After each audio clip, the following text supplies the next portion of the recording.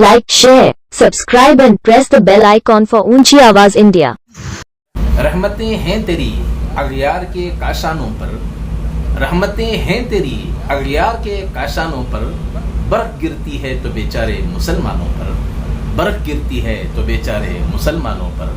हजरत अल्लामा इकबाल का ये शेर अपनी जगह मुसल्लम, लेकिन आज के हालात के तनाजुर में अगर ये शेर को देखा जाए तो ऐसा लगता है कि अल्लामा ने आज के हालात को मद्देनज़र रखते हुए ये शेर कहा है, क्योंकि मिल्लत इस्लामिया के जो सुलगते हुए मौज़ूआत हैं, सुलगते हुए मसाइल हैं, उन मसाइल को कभी अज़ान के नाम पर, कभी हिजाब के नाम पर और फिर कभी फ़ुरक़ा परस्ती के नाम पर मुसलमानों को बांटने की कोशिशें होती हैं और उन पर जुल्म उठाया जाता है। ताज़ा तरीन वाक़या 4% जो रिज़र्वेशन मख्तस था मिल्लत इस्लामिया के नाम, उस रिज़र्वेशन को भी रियासती बीजेपी हुकूमत ने मनसूख करने का ऐलान किया। इसके बाद हालांकि कोड ऑफ कंडक्ट लागू हो गया है और ये कानूनी दाव पेच में मुस्तकिल तब्दील होता जाएगा। इस सिलसिले में आज हमारे साथ मौजूद हैं जेडीएस का एक ऐसा मारूफ चेहरा जो मिल्लत इस्लामिया का एक बेबाक तर्जुमान कहा जा सकता है, मोहतरम ज़फ़रुल्लाह खान साहब। चलिए जानते हैं पार्टी का स्टैंड क्या रहेगा और मौजूदा सिचुएशन में मिल्लत इस्लामिया क्या रुख इख्तियार कर सकती है और इस मसले पर कैसे काबू पाया जा सकता है। जानते हैं मोहतरम ज़फ़रुल्लाह खान साहब। सर, इस्तकबाल है आपका। सबसे पहले सवाल ये है कि जो रिजर्वेशन के नाम पर मिल्लत के मख्तस था, उस रिजर्वेशन को भी मनसूखी का ऐलान किया गया है रियासती बीजेपी हुकूमत की तरफ से। तो पूछना यह है कि ये रिजर्वेशन क्यों दिया गया था पहले और किसके दौर में दिया गया था और इसे आज मनसूख किया जा रहा है, तो किस बुनियाद पर मनसूख किया जा रहा है?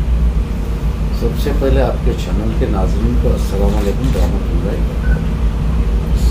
आपने तो मुझे 16 पन्ने का पर्चा पकड़ा दिए एक ही साथ में।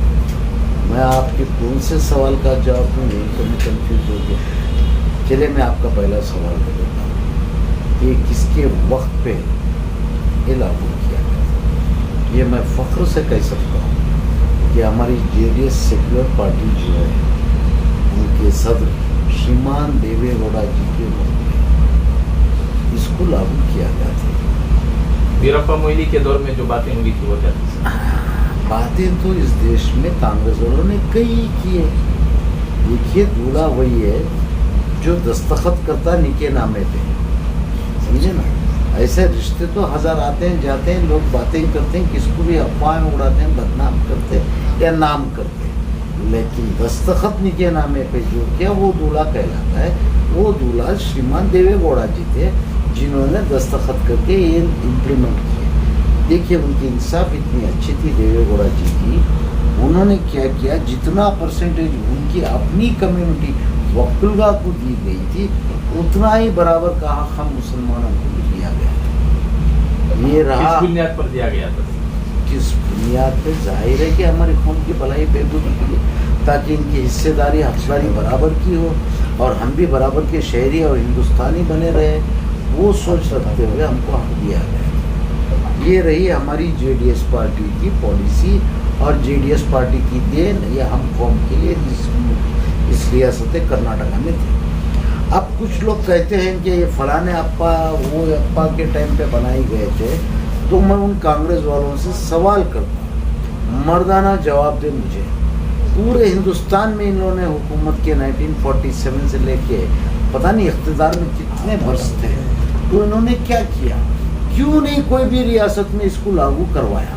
अगर इनको करवाना होता तो इन्होंने सिर्फ प्रोपोगंडा करते हैं कि हमें करने वाले हैं, सपने दिखाते, तुम्हारी टिप्पू यूनिवर्सिटी आ जाएगी, फलाना आ जाएगा, वो होने वाला। ये सब बातों को कोई मतलब ही नहीं है इन लोगों का। अगर इनको करना हो तो आज भी वक्त है इनके पास। चलिए, चैलेंज करता हूँ, राजस्थान में इनकी सरकार है, इनको दावे से कह रहा हूँ, अगर इनमें दम है तो इम्प्लीमेंट करके बताए। राजस्थान के मुसलमानों को रिजर्वेशन दे के भी बताए, नहीं करते। जो किए उनके पीछे गाना गाते। मैंने पिछले चैनल में भी कभी बोला था, शेर जब शिकार कर लेता है तो गीदड़ अपना मुंह मारे हुए शिकार में अपना मुंह डाल के सारा मुंह लाल करके गीदड़ ये साबित करता है कि शिकार हमने किया था, जबकि शिकार उसने नहीं, शेर ने किया था।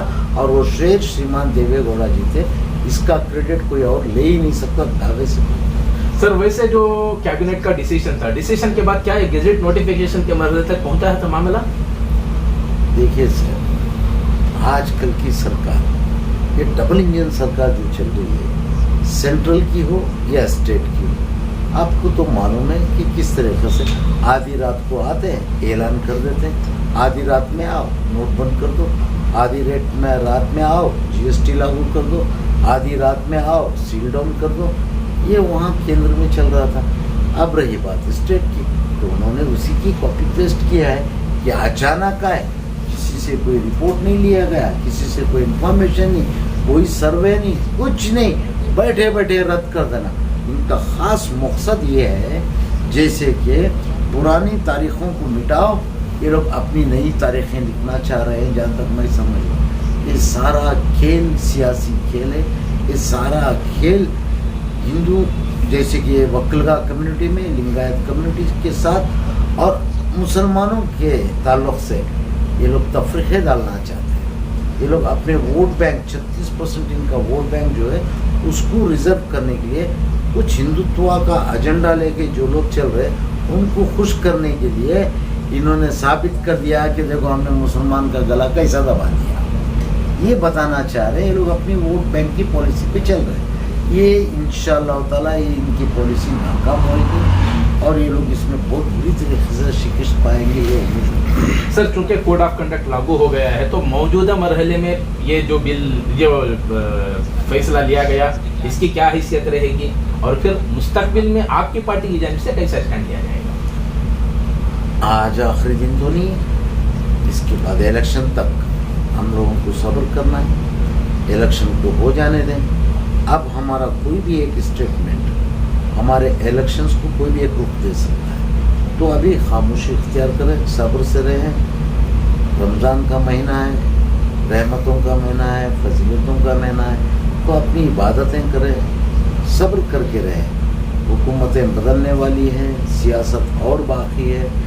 جب ہماری پارٹی اقتدار میں آئے گی تو انہوں نے جو کینسل کیے، نہ کہ ہم اس کو کینسل کریں گے، بلکہ میں نے اپنی پریس کانفرنس میں مانگ کی ہے کہ ہم مسلمانوں کو اس ریاست میں 10% کا ریزرویشن دیا جائے. اگر آپ یہ پوچھتے ہیں یہ لوگ کہ 10% مسلمانوں کو کیوں دیا جائے، تو میں کوئی وہ اپنے مذہب، دیکھیے ہمارا مذہب جو ہے وہ اسلام ہے، لیکن ہم مسلمان ہیں. مسلمان کئی پیشوں میں تقسیم، یعنی ان کے جو کاروبار ہے کئی میں تقسیم ہوئے ہیں. اگر ان سب کو ایک ایک کے کاروبار اور ایک ایک کے پیشے سے اگر ہم لوگ اپنے آپ کو بانٹ لیں تو کم سے کم 25 فرقوں میں بٹیں گے. جیسے کہ کسی نے کہا کہ یہ لوہار مسلمان ہے، مانا کہ پنچرچی کہتے ہیں لوگ، جس پہ مجھے شرم آنا چاہیے، لیکن ان کا ہی کہا دیا ہوا ٹائٹل پہ 1% دے دو ریزرویشن. پنچر والوں کو، پنچر کی دکان والوں کو، موٹر میکینک کو دے دو، موبائل میکینک کو دے دو. کئی لوگ ہیں جو کئی قسم کے بچڑ بولے ہم لوگوں کو، تو ٹھیک ہے بچڑوں کو 1% دے دو. جو تم ہم پہ، جو ہم گرانے والی جو بات کرتے ہیں، وہی طبقے کو 1% بھی اگر دیتے ہیں تو 25% دینا پڑے گا اس دیش میں. تو اس کے خلاف جو جس طرح کا فیصلہ لیا گیا ہے، قانونی داؤ پیچ اگر اپنائے جائیں تو کیسا طریقہ اختیار کیا جانا چاہیے اور آپ اپنی جانب سے کس طرح کا قانونی داؤ پیچ لڑنے کی کوشش کریں گے؟ دیکھیے اس میں ہم لوگوں نے یہ ساری ذمہ داری علماء کرام کے کندھوں پہ رکھ دی ہے.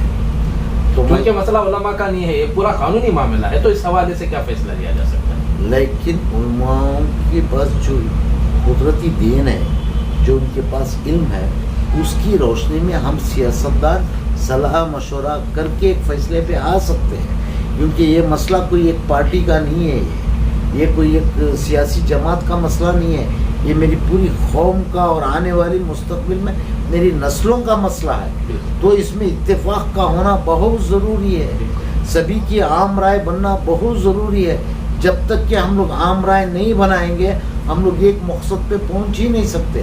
اگر ہم لوگ ایک مقصد پہ پہنچنا ہے، کامیابی حاصل کرنا ہو، تو اسٹیپ بائی اسٹیپ جانا پڑے گا کہ بھائی اس کی قانونی لڑائی کیا ہوئے گی. اگر قانونی لڑائی میں اگر یہ ریزلٹس آتے ہیں تو ہمارا سیکنڈ اسٹریٹجی کیا ہو سکتی ہے، ہم لوگ کیا کر سکتے ہیں، اس کو کیسا آگے لے کے چلنا چاہیے، اس کا امیر کون ہوئے گا، اس کو آگے کون آئے گا، یہ سب طے ہونا بہت ضروری ہے. اگر یہ نہیں ہو رہا ہے تو میں میری چمکانے کے لیے ظفر اللہ خان کا کالا ٹائٹ کرنے کے لیے میں نے ایک اسٹیٹمنٹ دے دیا، وہ کوئی افلاطون خان اس نے ایک اسٹیٹمنٹ دے دیا، کوئی اپنی سیاست چمکانے کے لیے کر رہا ہے، تو میں سمجھتا ہوں کہ قوم کو گمراہ کیا جا رہا ہے۔ سر چونکہ اب ان دنوں علماء کی جانب سے باقاعدہ ایک مشاورتی نشست کا انعقاد ہوا، باقاعدہ اس سلسلے میں کچھ فیصلے لیے گئے، کچھ باتیں ہوئیں، تبادلہ خیال ہوا، لیکن دیکھا جا رہا ہے کسی ایک مخصوص پارٹی کے ساتھ تبادلہ خیال ہو رہا ہے۔ یہاں مسلمانوں کے مسئلے کے لیے صرف ایک مخصوص پارٹی ضروری ہے یا مسلم نمائندے ضروری ہے؟ مسلم نمائندے ضروری ہے، ایک پارٹی کے لیے۔ تو آپ تک یہ جواب نہیں، آپ تک یہ دعوت نہیں پہنچی تھی، آپ کو کوئی انفارمیشن نہیں آیا؟ نہیں، میں یہیں بنگلور میں ہوں، سبھی جانتے ہیں کہ میں یہاں ہوں، میرے کئی سارے پریس کانفرنس میں سب سے پہلے اگر کوئی پریس کانفرنس کر کے اس کے خلاف اگر آواز اٹھائی اور جواب دیا ہے تو وہ ظفر اللہ خان دیا ہے JDS پارٹی کی طرف سے۔ اس کے بعد میں سبھی بولنے لگے ٹھیک ہے، ہمارے امیر شریعت کے پاس چند لوگ، چند مخلص حضرات گئے ہوں گے، مجھے اس سے اعتراض نہیں ہے کہ وہ کیوں گئے، صرف وہ کیوں بات کر رہے، میرا وہ نہیں، میرا صرف یہی کہنا ہے کہ علماء کرام کو ساروں کو کانفیڈنس میں دو، پاکٹ مانیٹرنگ کرو، سب کو اکٹھا کرو، سب کی اپنی رائے لو، پھر آپ اپنی رائے دو تاکہ اس کو ہم لوگ بھی ایکسیپٹ کریں، کیونکہ معاملہ کوئی ایک جماعت، ایک پارٹی کا، کسی ایک عام شخصیت کا نہیں ہے، یہ پوری امہ، پوری قوم کا مسئلہ ہے، آنے والی میری نسلوں کے مستقبل کا مسئلہ۔ یہاں کوئی قائم رہنے والا نہیں ہے، سب مدہوش ہو کے چل رہے ہیں، ان کو سمجھ جانا چاہیے، اس کنٹرول علماء کرام کی، ان کی چھاؤں میں بیٹھ کے ان سے رائے مشورہ کر کے سب ایک پلیٹ فارم پہ آنا چاہیے۔ یہ میری رائے پہلے سے بھی تھی، آج بھی ہے اور کل بھی رہے گی۔ اگر اس قوم کی خدمت کے لیے مجھے کہیں بھی دعوت دی جاتی ہے تو میرے میں مغروری نہیں ہے، میرے میں وہ گھمنڈ نہیں ہے، میری ناک کبھی بھی اوپر نہیں ہو سکتی ہے، میں ہمیشہ جھکا ہوں، جھک کے رہوں گا، جہاں بلائیں گے وہاں جاؤں گا، جس پلیٹ فارم پہ بلائیں گے جاؤں گا، مسجد میں بیٹھاتے، پیڑ کے نیچے بیٹھاتے، چوراہے پہ بیٹھاتے، میں بیٹھنے کے لیے تیار ہوں میری قوم کے لیے، لیکن بلاؤ تو صحیح، دعوت دو تو صحیح۔ اگر نہیں آپ لوگ ہی اپنے آپ کو حاکم مان رہے ہو تو میری جگہ میں بھی حاکم ہوں، جو میرے سے بن پڑتا ہے میری پارٹی کے وہ سے جو پریشر لانا میں لاؤں گا، جو میں کر سکتا ہوں، اکیلی لڑائی لڑنا پڑے زندگی میں تو وہ بھی لڑیں گے، لیکن اس مدعے کو چھوڑے گا نہیں۔ ظفر اللہ خان اس بات کو لکھ کے رکھے۔ چونکہ سر الیکشن کا باضابطہ اعلان ہو گیا ہے تو کیا اسے پولیٹیکل ایشو کے طور پر آپ کی پارٹی بھنانے کی کوشش کرے گی؟ ظاہر ہے، کیوں نہیں کریں گے؟ کیا میری قوم کو چوٹ نہیں ملی ہے؟ اگر میں نہیں بولوں گا تو اور کون بولے گا؟ تو صرف الیکشن کی حد تک رہے گا؟ نہ، میں نے پہلے ہی کہہ دیا کہ یہ لڑائی میں لڑتے رہوں گا، چاہے وہ قانونی ہو، چاہے وہ سیاسی ہو، چاہے پتہ نہیں اور کیا ایکس وائی سے، لیکن اس کو انجام تو دینا ہی پڑے گا۔ اگر ہماری پارٹی اقتدار میں آتی ہے تو میں دعوے سے کہہ سکتا ہوں کہ بولے نہ کہ ہم اس کو واپس کریں گے، بلکہ اس سے زیادہ پرسنٹیج لے کے بتائیں گے۔ سر آخری سوال یہ کہ الیکشن چونکہ باضابطہ اعلان ہو چکا ہے، چونکہ ایک بڑی پارٹی کے ایک مضبوط چہرہ ہیں آپ، اور پارٹی میں بھی کافی آپ کی مقبولیت ہے، تو اس حوالے سے مسلم نمائندگی کو زور دینے کے لیے کتنے حلقوں سے آپ مسلم امیدواروں کو میدان میں اتارنے کا منصوبہ رکھتے ہیں؟